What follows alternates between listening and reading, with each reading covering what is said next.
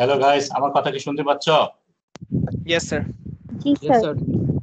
ওকে, sorry, আমি এখনো এটা নবিশ পর্যায়ে আছি। আমার চেহারা দেখানো পারছি না। আমরা লেকচারের ক্লাসে চলে যাই স্ট্রেট ওয়েতে। আমাদের আজকের ক্লাস হলো ফিডিং ডিজাইন করছি আমরা। সেটা আজকে ফিডিং ক্যালকুলেশনের লাস্ট ক্লাস। সো আমরা গত ক্লাসে দেখেছিলাম কি করে ফিডারের সাইজ এবং শেপের কথা কিছুটা বলেছি। সাইজটাই মূলত ছিল কি করে ফিডার সাইজ ক্যালকুলেট করা যায়। তার মধ্যে আমরা বিশপের মেথড ছিল, কেইনসের মেথড ছিল এবং ফাইনালি ছিল মডুলাস মেথড। আমরা বলেছি আমরা মডুলাস মেথডটাই প্রেফার করব এবং ওখানে বলা হয়েছিল যে according to heat transfer criteria, modulus of the casting should be greater than modulus of casting. Modulus of feeder would be greater than modulus of casting. এটা একটা ছিল। আরেকটা ছিল হলো feed volume criteria.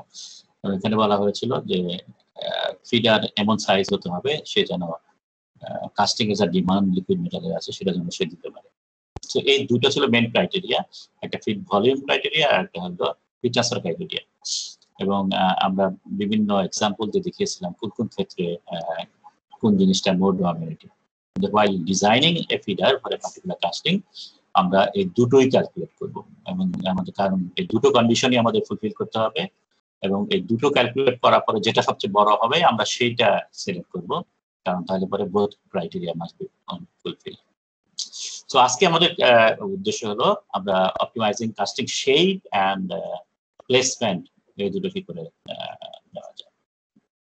Okay, so আমাদের lecture outcome would be optimize shape of feeder, determine the efficient way of placing a feeder, and analyze different method of increasing the efficiency of feeder. আমরা দেখবো যে একটা theoretical feeder যখন design করি, calculate করব, তখন এটা সাইজটা অনেক বড় সাইজ হয়ে যায়। তো এটা কি করে ছোট করা যায় তার জন্য কোনো মেথড আছে কিনা? In fact the way is there any way of increasing the efficiency of feeder so that its size can be minimized? সেটা আমরা চেক করব লাস্ট। সো ফিডার শেপের যদি অপটিমাইজ করি, আমরা যদি হিট ট্রান্সফার ক্রাইটেরিয়াটাকে আর মাথায় নিয়ে আসি যে feeder should solidify letter than the casting, এবং এটাকে যদি মডুলার সাথে রিলেট করি অথবা সিম্পলি সলিডিফিকেশন টাইমের সাথে রিলেট করি, তাহলে জিনিসটা যেটা হচ্ছে feeder should be solidify as slow as possible. So cooling rate should be slower than the casting. So এবং এটাকে মডুলাসের সাথে কম্পেয়ার করলে তাহলে surface area of the casting relative volume সেটাই আলটিমেটলি ডিসাইড করবে ফিডারের সাইজ কেমন হবে বা শেপটা কেমন হবে। ওকে, সো সরিনভ রুল অনুযায়ী আমরা যদি শেপের কথা চিন্তা করি, আমরা দেখেছি যে স্ফেরিক্যাল শেপটাই সবচেয়ে বেশি সময় ধরে সলিডিফিকেশন হয়। সুতরাং ফিডারের শেপটা আইডিয়ালি হবে হলো একটা স্ফিয়ার, কারণ স্ফিয়ারটাই would solidify last. So spherical feeder head remain liquid for longer period of time.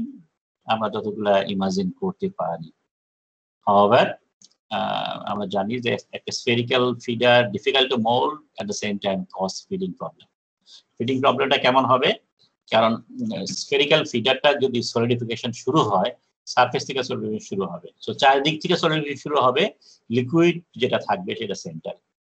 যেহেতু সারফেসে অলরেডি সলিডিফাই হয়ে গেছে চারিদিক থেকে, সুতরাং এই সেন্টারের লিকুইডটা আর কাস্টিং এ যাওয়ার কোনো চান্স থাকবে না।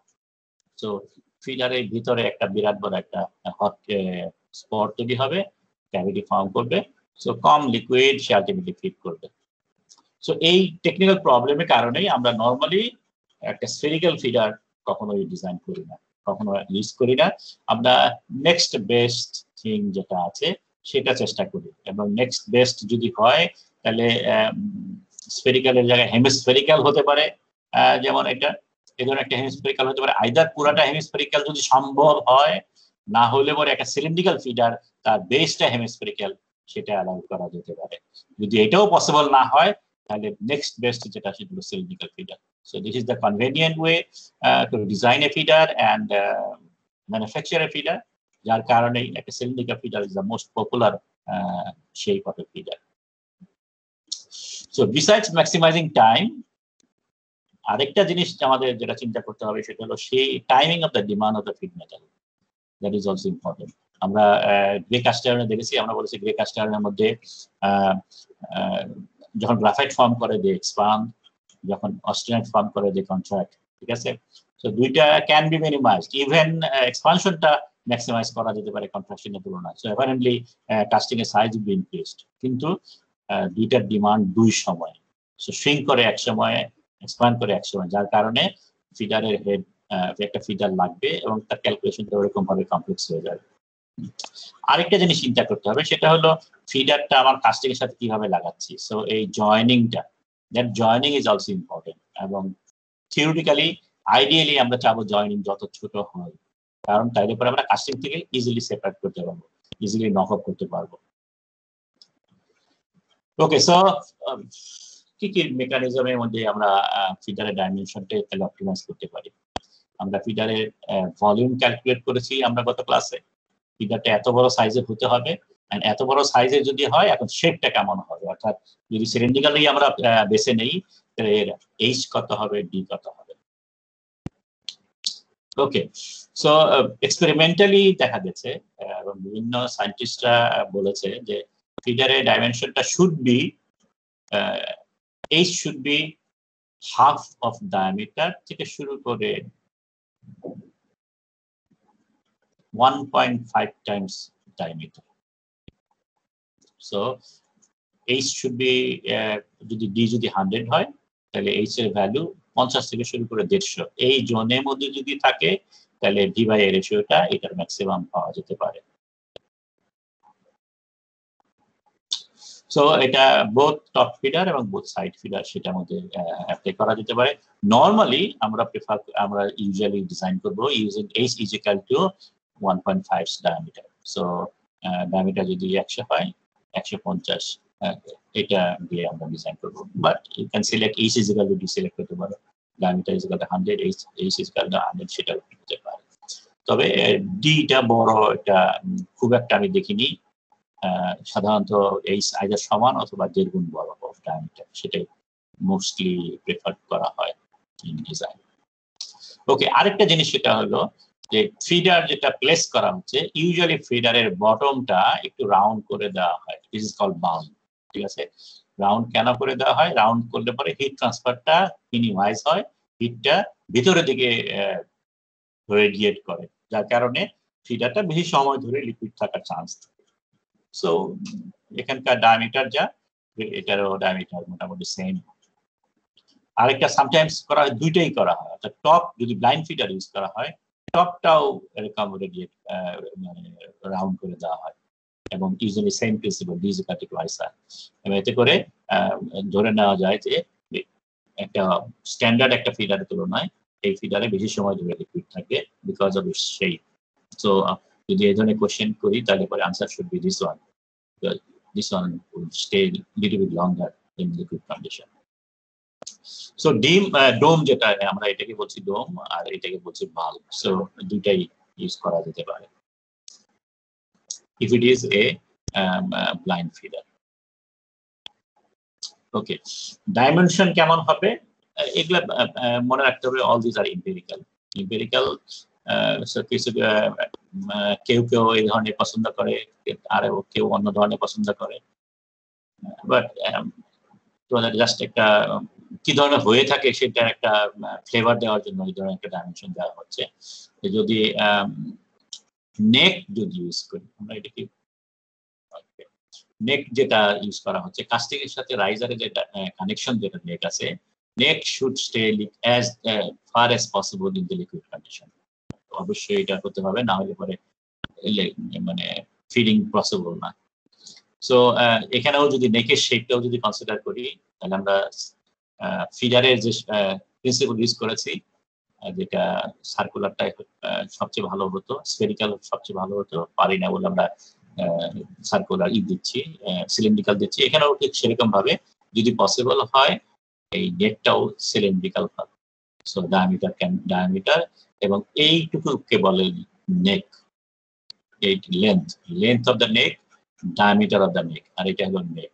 রাইজার বা ফিডার, এটা হলো নেক of the feeder, this is the casting. এবং এই নেকের ডাইমেনশনের মধ্যে ডি হতে পারে, এবং এল মানে হলো লেন্থ, অথবা যদি রেক্ট্যাঙ্গুলার ইউজ করো, for example this one is rectangular. Rectangular হলে তার তিনটা ডাইমেনশনই থাকবে, ডায়ামিটার, লেন্থ এবং লেন্থ, উইডথ এবং থিকনেস তিনটেই থাকবে। সো কিছু টিপিক্যাল ফর্মুলা, এম্পিরিক্যাল কিছু ফর্মুলা অফেন পিপলস ইউজ, যেমন এখানে ডায়ামিটার সার্কুলার যদি হয় তাহলে পরে ডায়ামিটার অফ দ্য নেক তার সাথে লেন্থ অফ দ্য নেকের একটা ফর্মুলা, ডি হলো রাইজারের ডায়ামিটার বা ফিডারের ডায়ামিটার, তার সাথে এই ধরনের relation length of the neck maximum of D by 2। সো ডায়ামিটারে ফিডারের ডায়ামিটার যা তার চেয়ে মানে ম্যাক্সিমাম হলো অর্ধেক, এর চেয়ে ছোট হতে পারে। সো ডি বাই 2 যদি আমি লেন্থ ধরি তাহলে ডি যে হতে পারে এটা জাস্ট ভ্যালু বসালে পরে যা হয় 0.5, আর এটা হলো 0.5 এর 1.2, আর এটা 0.1। সো এটা একটা হলো সিলিন্ড্রিক্যাল ফিডার, যদি সিলিন্ড্রিক্যাল নেক যদি হয়, আর যদি রাউন্ড নেক পসিবল না হয় রেক্ট্যাঙ্গুলার যদি ইউজ করি বা অফেন স্কোয়ারও ইউজ করতে পারি। এবং সেই সমস্ত ক্ষেত্রে এখানে কয়েকটা ফর্মুলা দেওয়া আছে। ফর এক্সাম্পল সাইড রেজার হলে এই ধরনের ফর্মুলা, হাইট অফ দ্য নেক সেটা হতে পারে 0.6 থেকে 0.280, আর যদি টপ রাইজার বা উপরে যদি আমরা ফিডার প্লেস করি তাহলে সেটা ডায়ামিটারটা ফর্মুলা, লেন্থের ফর্মুলা এক্সেট্রা দেওয়া আছে। সো এগুলো হলো empirical formula, for a guideline আমরা এগুলো ইউজ করতে পারি। এগুলো যে ভ্যালুগুলো দেওয়া আছে সেগুলো মনে রাখতে হবে। স্টিলের জন্য এগুলো দেওয়া আছে, অন্য ম্যাটেরিয়ালের জন্য স্টিলের না cast iron casting, so cast iron casting এর জন্য ফর্মুলা, অন্য ম্যাটেরিয়ালের জন্য এই ধরনের similar formula can be available in different books. Then optimising placement of the feeder. এখন ফিডার বসাবো কোথায়? তো সাধারণত এটা অভ্যাস যে একটা কাস্টিংয়ের মোটা সেকশন যে জায়গায়, সেই জায়গায় প্লেস করা উচিত ফিডারটাকে, বিকজ ওখানে ফিডিং ডিমান্ডটা সবচেয়ে হাইস্ট। এখন যদি কমপ্লেক্স কাস্টিং যদি হয়, মোটা জায়গা, চিকন জায়গা, মোটা জায়গা এই ধরনের যদি হয়, তাহলে পরে আমরা যেটা করি সেটা হলো কাস্টিং এর জোন ওয়াইজ ভাগ করে দিই। This is থিকার zone, thinner zone, থিকার zone, এবং থিকার জোনটাকে তখন আলাদা করে চিন্তা করা হয়, এবং তার জন্য যদি সম্ভব পসিবল লাগে, যদি লাগে তাহলে প্রতিটা থিকার জন্য আলাদা আলাদা ভাবে ফিডার ক্যালকুলেট করা। সো এইভাবে আমরা করতে পারি ফর কমপ্লেক্স কাস্টিংস। সো নর্মাল কন্ডিশনে কমপ্লেক্স যদি না ধরি, একটা সিম্পল কাস্টিং এর বেলায় একটা ফিডারের একটা লিমিট আছে, ফিডারটা কতটুকু ফিড করতে পারে, এবং এই ডিস্টেন্স পর্যন্তই ফিডার ফিড করবে, এবং কাস্টিং উইল বি সাউন্ড। কারণ কাস্টিং যদি এর চেয়ে বড় হয় লেন্থে, বাকি জায়গাটা that will not be sound, ঠিক আছে, এবং পরোসিটি ক্রিয়েট হবে। আমরা ছবির মাধ্যমে কিছু দেখাতে পারি। তো এখানে আরেকটা জিনিস চিন্তা করতে হবে এর সাথে সাথে, সেটা হলো টেম্পারেচার গ্রেডিয়েন্ট। আমরা বলেছি temperature gradient, sufficient temperature gradient must be maintain, otherwise feeder ঠিক মতো থাকলে পরেও লাভ হবে না, এখানে পরোসিটি ক্রিয়েট হবে। সো এখানে একটা জোনের মতো পার্টিকুলার ভ্যালু দেওয়া আছে। যেমন স্টিল প্লেট হলে পরে গ্রেডিয়েন্ট শুড বি অ্যাটলিস্ট 0.2 থেকে 0.4 হবে সেন্টিগ্রেড পার সেন্টিমিটার। তো বার হলে পরে এটা হবে, নন ফেরাসের জন্য আর একটু বেশি লাগে। সো এটা যদি গ্রাফিক্যালি প্লট করি তাহলে এখানে আমরা দেখতে পাচ্ছি যে এটা হলো ফিডার, একটা প্লেট কাস্টিং করা হয়েছে অফ থিকনেস 100 মিলিমিটার। ফিডার যতটুকু ফিট করেছে, এবং এইখান থেকেও অ্যাপারেন্টলি, সো এই জায়গাটা মনে হচ্ছে সাউন্ড, এই জায়গাটা মনে হচ্ছে সাউন্ড, কিন্তু এর ভিতরে জায়গাটার মধ্যে পরোসিটি ফর্ম করেছে। এবং গ্রেডিয়েন্ট গুলো যদি আমি চিন্তা করি, তাহলে কাস্টিং এর যে সাইডে যে গ্রেডিয়েন্টটা, মনে করো জাস্ট এখান থেকে যদি লেন্থ মাপি, তাহলে এই সমস্ত এন্ডে এই জায়গাটায় মনে করো এই জায়গাটায় গ্রেডিয়েন্ট হবে হলো 1 ডিগ্রি সেন্টিগ্রেড পার মিলিমিটার, ঠিক আছে, 1 ডিগ্রি সেন্টিগ্রেড পার মিলিমিটার। তো আর এইখানে গ্রেডিয়েন্ট কত, এই লাইনটাকে যদি আমি এক্সট্রাপোলেট করি তাহলে ভেরি হাই, অনেক উপরে। সো এন্ডে একটা ফার্স্ট গ্রেডিয়েন্ট পাওয়া যায়, লাইনটা অনেক স্টিপার হয়, এই লাইনটা অনেক স্টিপার, গ্রেডিয়েন্ট লাইন অনেক স্টিপার হয় because of the cooling effect, chilling effect, এটাকে বলে চিলিং এফেক্ট। এন্ডের চিলিং ইফেক্টের কারণে এই জায়গায় গ্রেডিয়েন্ট বিকাম ফাস্টার। সো এখানে এই জায়গাটা বোঝা যাচ্ছে টেম্পারেচার প্রোফাইল দেখো খুব শার্পলি টেম্পারেচার ডিক্রিজ করছে এট দ্য এন্ড। মাঝখানে টেম্পারেচার মোটামুটি ভাবে flat, so gradient is almost zero কাছাকাছি, এবং এদিকে রিলেটিভলি ফাস্টার।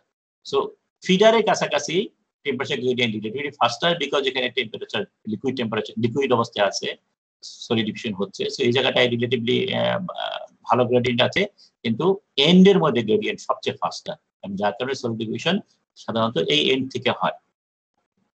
সো তাহলে আমরা তিনটা কন্ডিশন পেলাম। একটা প্লেট টাইপের যদি কাস্টিং করি তাহলে তিন ধরনের জিনিস হচ্ছে, একটা steep temperature gradient at the end wall, shallow gradient ফিডারের কাছাকাছি, এবং ভেরি নিয়ারলি আছে thermal plateau, temperature gradient almost non existent at the centre.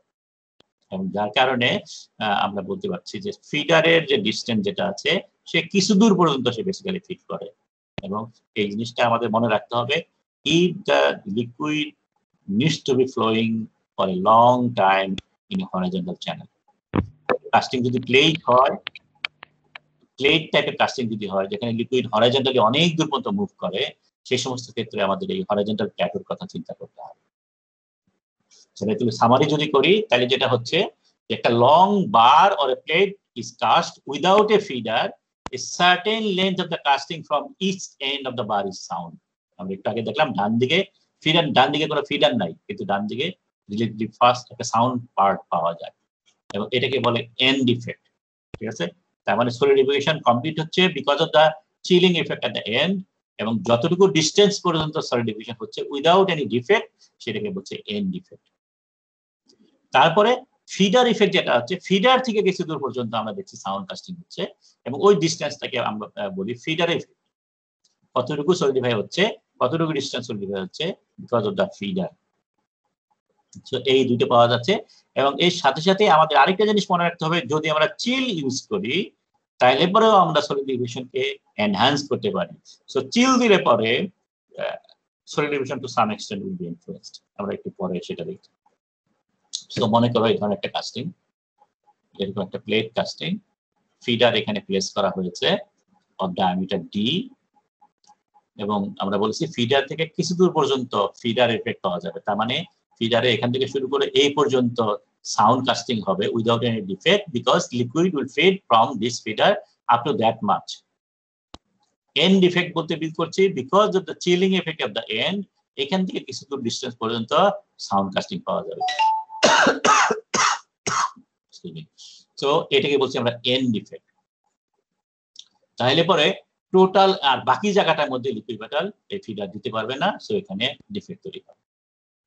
তাহলে একটা ফিডার যদি প্লেস করি তাহলে ফিডার কতটুকু ডিস্টেন্স পর্যন্ত ফিট করছে, সেটা যদি আমরা তাহলে ক্যালকুলেট করি তাহলে কি দাঁড়াচ্ছে, feeding distance in both direction. তার মানে আমরা যে কথাটা বললাম এটা এদিকেও ইকুয়ালি প্রযোজ্য হবে।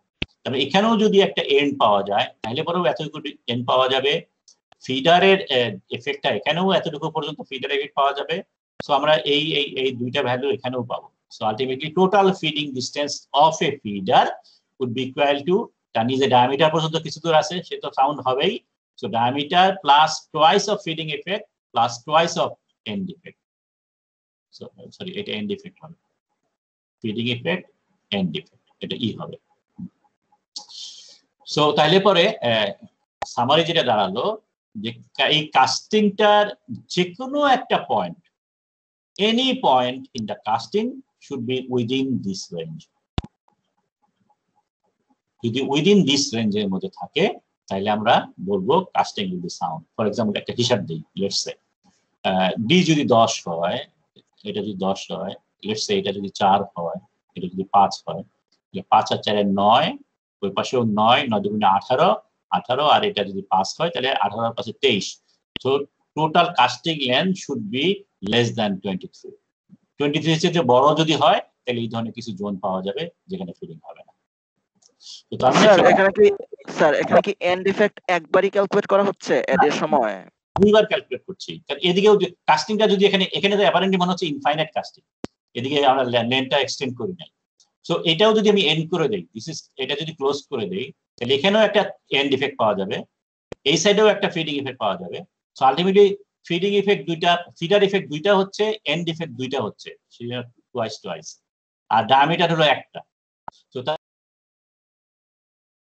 জি স্যার বুঝলাম। তার ভিতরে কাস্টিংটার যে কোনো একটা পয়েন্ট থাকতে হবে। এর চেয়ে বড় যদি কাস্টিং হয়, casting will be fed properly. তো এখানে এখন ফিডারের প্লেসমেন্ট অনুযায়ী এবং কাস্টিং এর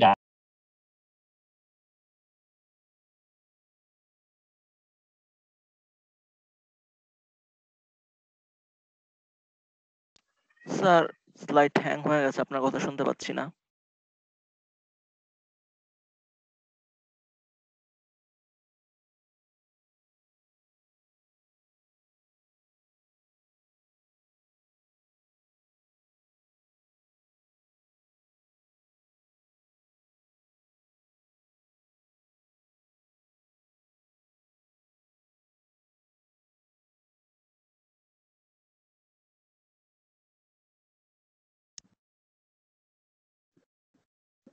এখন শুনতে পাচ্ছ? স্যার এখন শুনতে পাচ্ছি। জি স্যার এখন শুনতে পাচ্ছি। ওকে, ঠিক আছে, তাহলে দেখি আবার চেষ্টা করি শেয়ার করার জন্য। ওপেন শেয়ার ট্রে,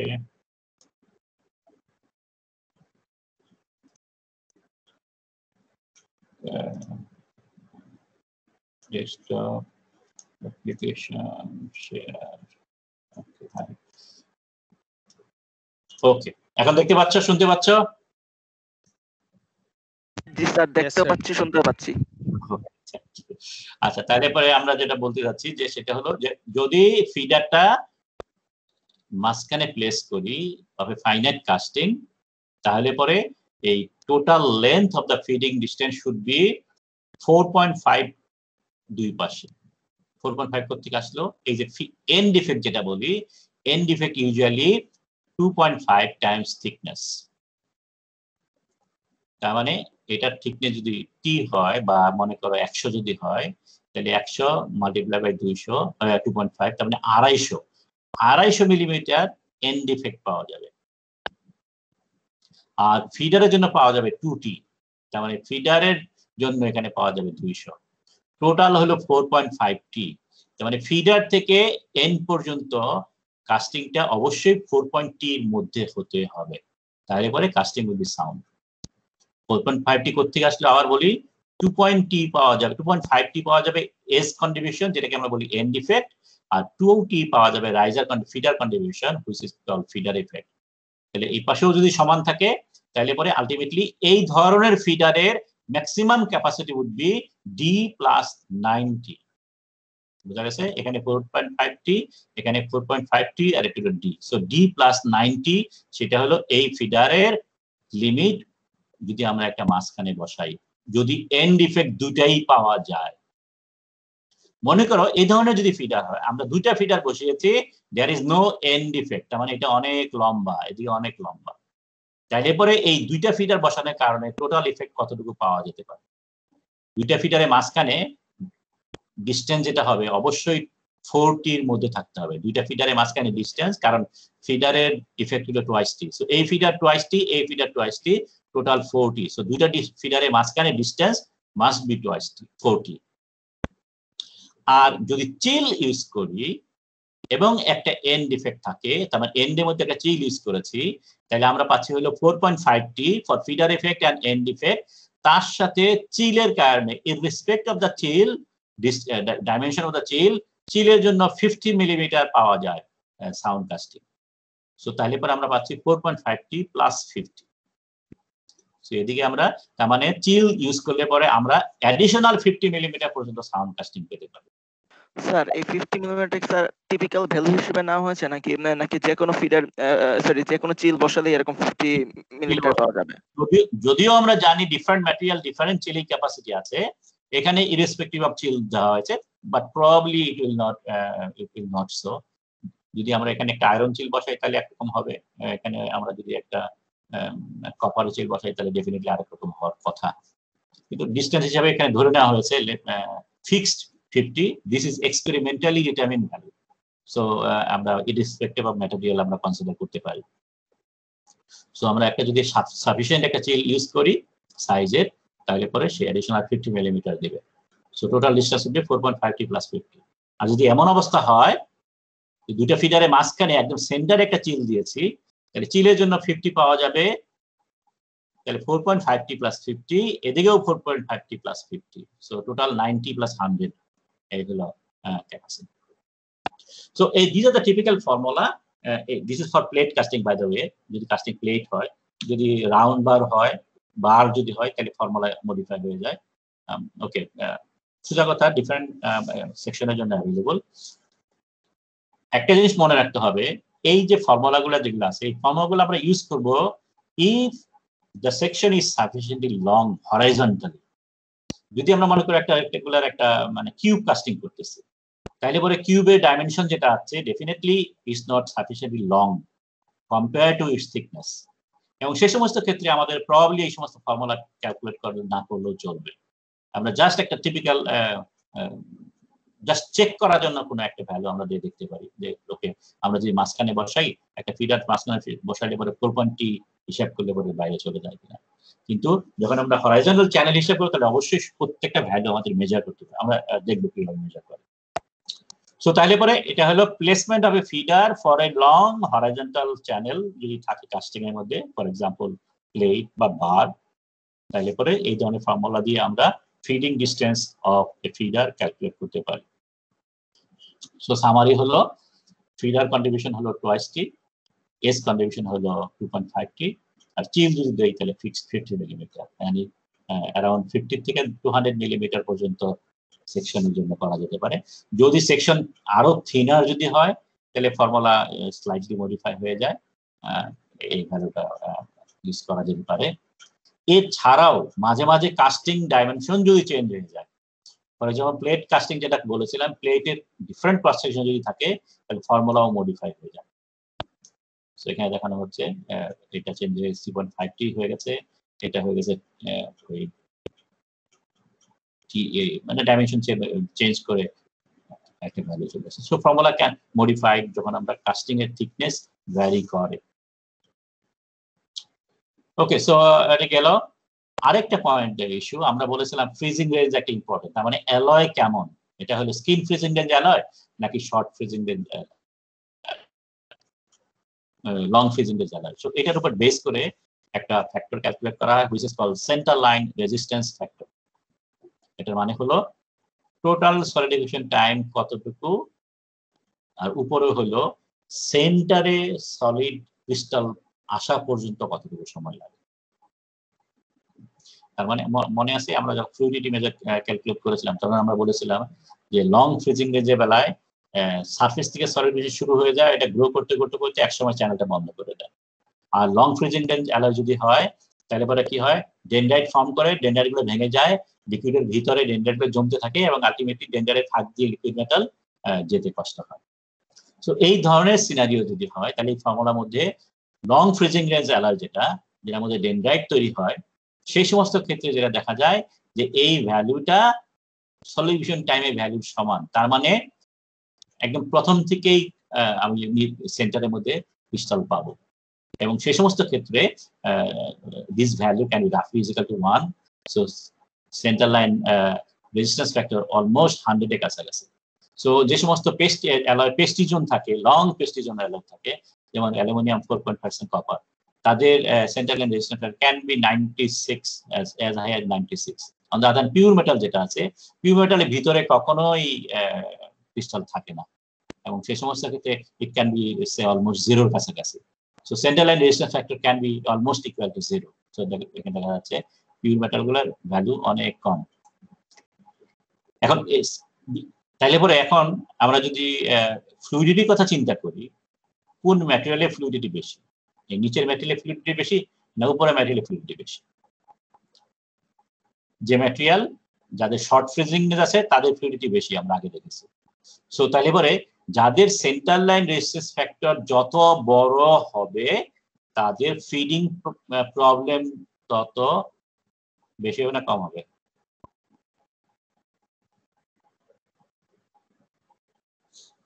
সিআরএফ বেশি হলে ফিডিং এর ক্ষেত্রে কমপ্লিকেশনটাও বেশি হবে, কেননা ফ্লুইড পাস হতে অনেকটা টাইম লাগবে। এক্স্যাক্টলি সেটাই বলা হচ্ছে যে সেন্টার লাইন রেজিস্ট্যান্স ফ্যাক্টর যত বাড়বে ফিডিং রেজিস্ট্যান্স তত বাড়বে।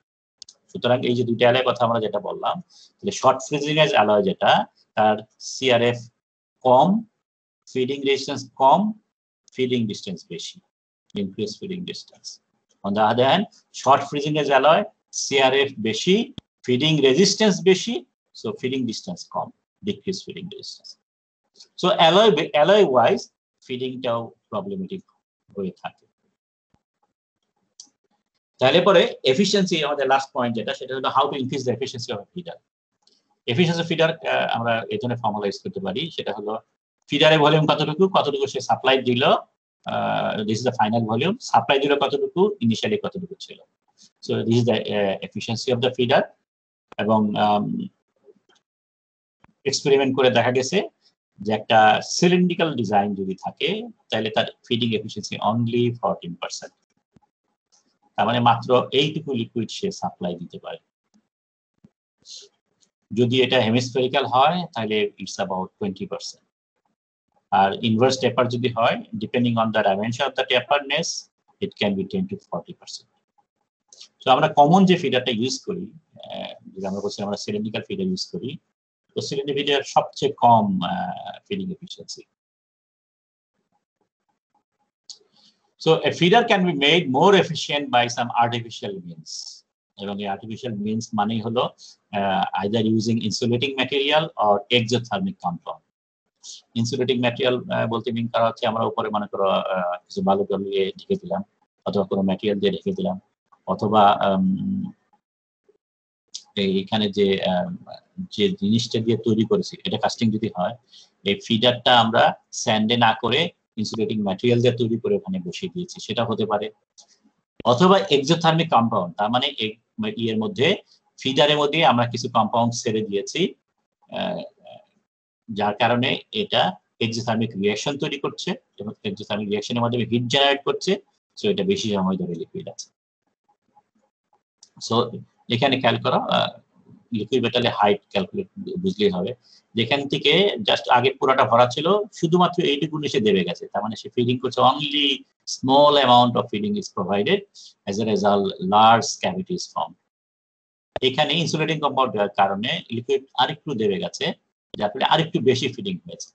কিন্তু এখানে এক্সোথার্মিক কম্পাউন্ড দেওয়ার কারণে অনেক ফিডিং প্রোভাইড হয়েছে, এখান থেকে এই পর্যন্ত ফিডিং প্রোভাইড হয়েছে, লিকুইড মেটাল এই পর্যন্ত চলে গেছে, সো ফিডিং আরো বেশি হয়েছে।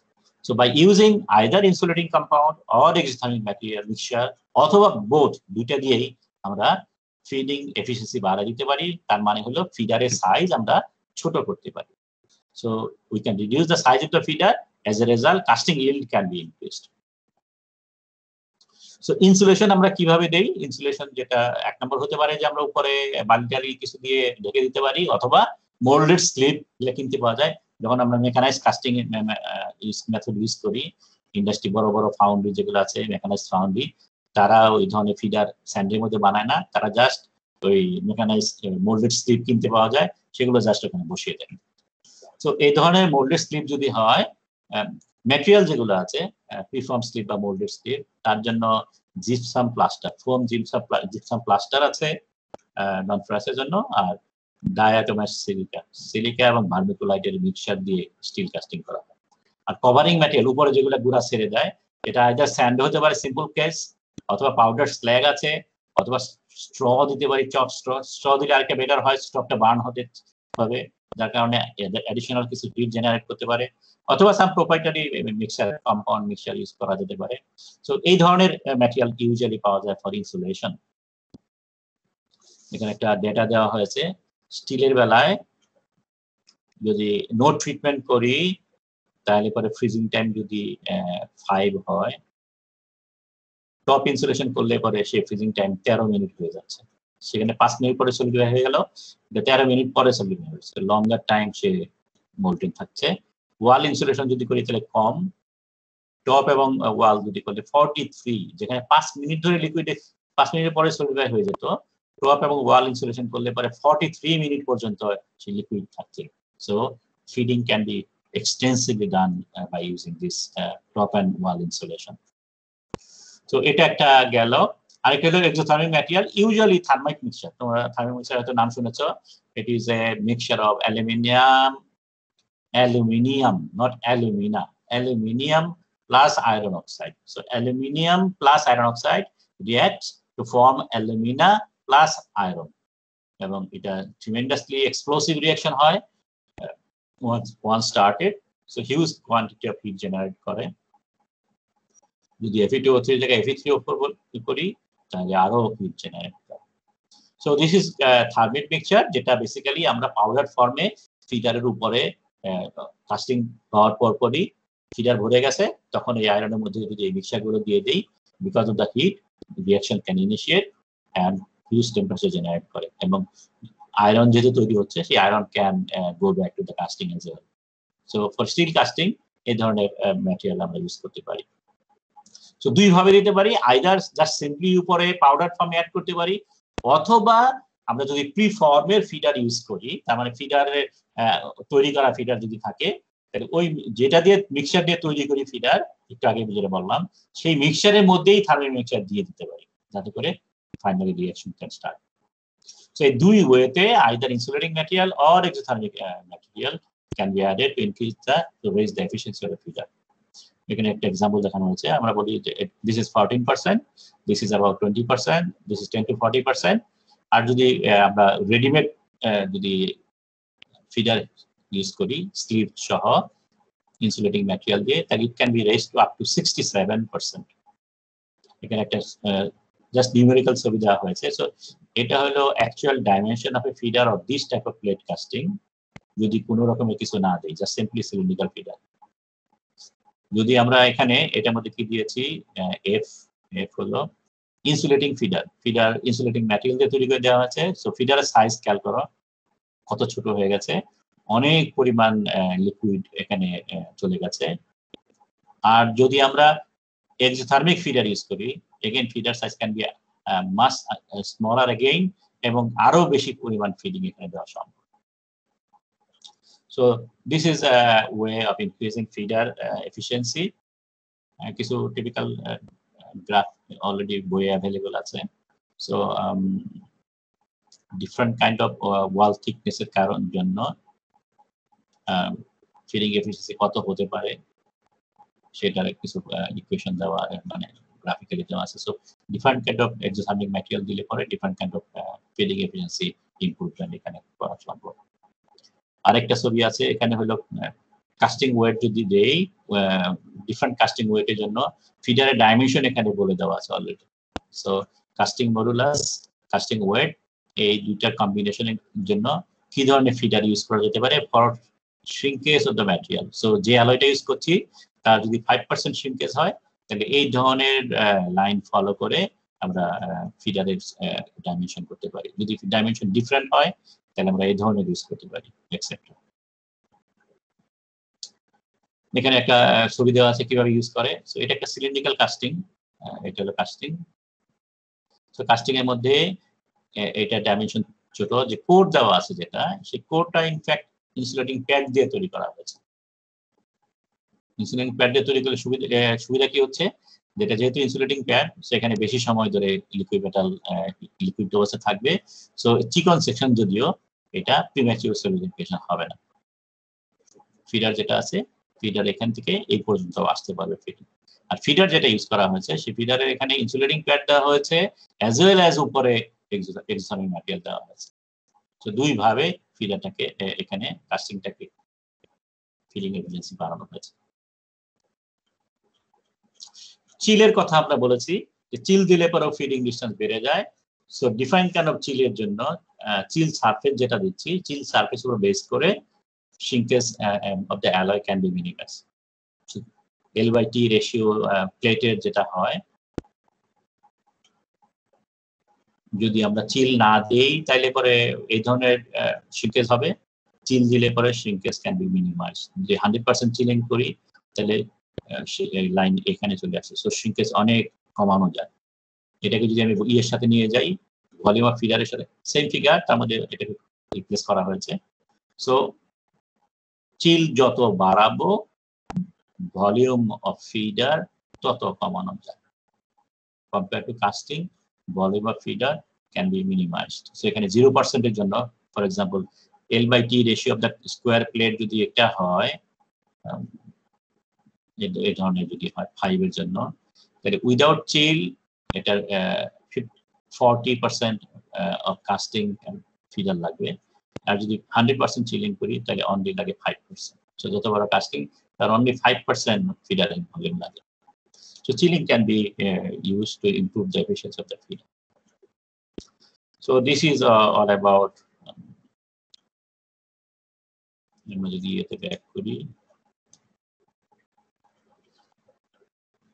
সো তাহলে পরে কিভাবে করব এটা স্টপ করলাম।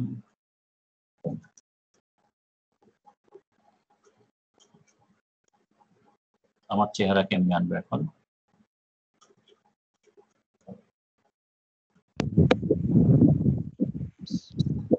So top right একটা ক্যামেরা আইকন আছে। Camera on.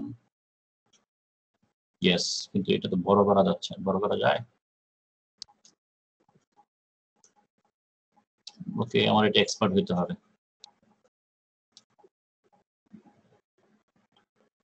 ওকে, তাহলে পরে আমরা যদি সামারি করি, সামারির মধ্যে যেটা আসতেছে সেটা হলো যে আমরা ফিডারের shape, ideal shape is spherical one because তার ভি/এ রেশিও সবচেয়ে বেশি, তো বেশি সময় ধরে লিকুইড পাই থাকে। কিন্তু আমরা দুটো কারণে এটা ইউজ করতে পারি না, একটা হলো এটা তৈরি করা ডিফিকাল্ট, আর একটা হলো যদি এই ধরনের তৈরি করে বসায়ও সারফেস থেকে সলিউশন শুরু হয়ে যাবে, আলটিমেটলি ভিতরে হটস্পট তৈরি হবে, যার লিকুইডটা কাস্টিং এর মধ্যে যাবে না।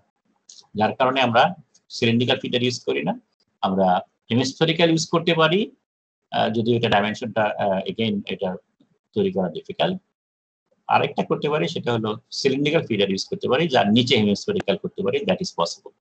সো বেসিক্যালি আমরা ফিডারের শেপটা হয় সিলিন্ড্রিক্যাল ফিডার, এবং এটা ডাইমেনশন এইচ এবং ডি এর সাথে রিলেশন,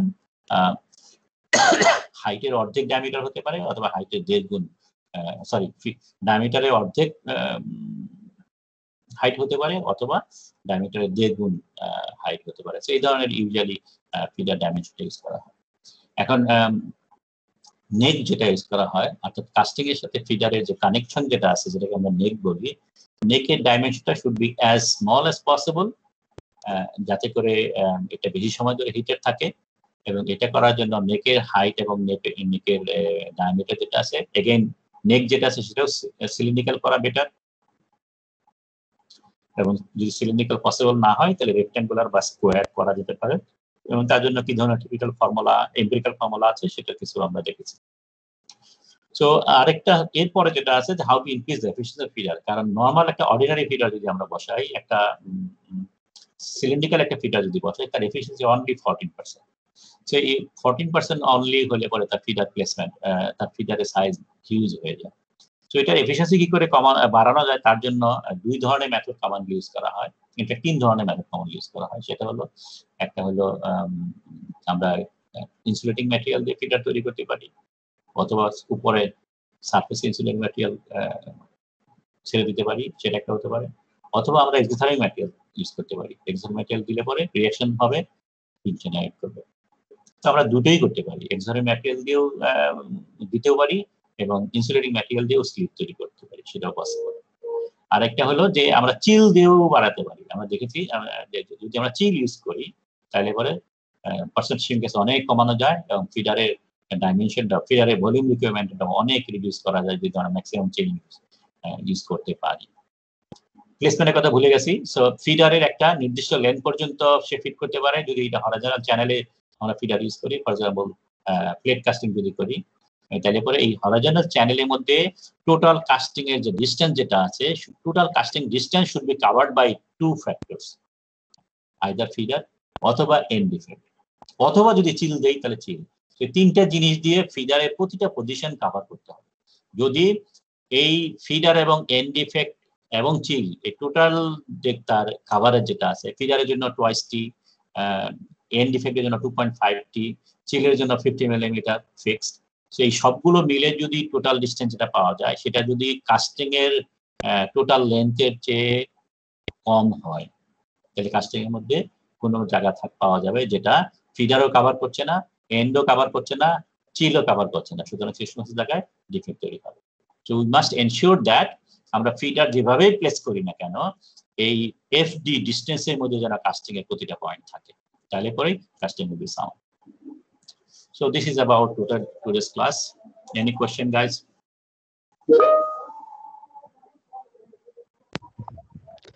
স্যার আমরা যে এক্সোথার্মিক মেটেরিয়াল স্লিভের সাথে মিক্স করে দিচ্ছিলাম, একটা অপশন ছিল, সো তাহলে তো স্যার স্লিভের সারফেসেই এক্সপ্লোসিভ রিঅ্যাকশনস হওয়ার চান্স থাকে না? Isn't that Okay. প্রবলেমেটিক? ঠিক আছে, তুমি যেটা বলছো সেটা ট্রু। এখন কথা হলো যে এই এক্সপ্লোসিভ যে কথাটা বললাম সেই এক্সপ্লোসিভটাকে আবার ডিফাইন করতে হবে, ঠিক আছে? এক্সপ্লোসিভনেস ডিপেন্ডস অন আমরা যে ইনগ্রেডিয়েন্ট গুলো দিচ্ছি তার উপর, এবং এই তার উপর ডিপেন্ড করে রিঅ্যাকশনটা কোপিয়াস হবে না এক্সপ্লোসিভ হবে সেটা নির্ভর করে, ঠিক আছে? সো ইনগ্রেডিয়েন্টের মধ্যে যদি আমি ব্যালেন্স করতে পারি তাহলে সাধারণত এক্সপ্লোসিভনেস মানে ফাস্টার রিঅ্যাকশন, আমি মানে বাস্ট হয় না, বাস্টের কথা বলি, ওই ধরনের এক্সপ্লোসিভ না, reaction would be very fast, সেটা মিন করছে, ঠিক আছে? নট মানে এক্সপ্লোশন হবে সেটা না। Yes sir. ওকে, তাহলে আজকে আমরা শেষ করি। আগামী কালকের যে ক্লাস আছে সেটা হবে না, বুধবার দিন আমরা ফিডিং ডিজাইন করব। সো খাতা কলম ক্যালকুলেটর হাতে নিয়ে বসো, ঠিক আছে? ওকে, তাহলে আমরা শেষ করি। খোদা হাফেজ। স্যার চলে গেছেন?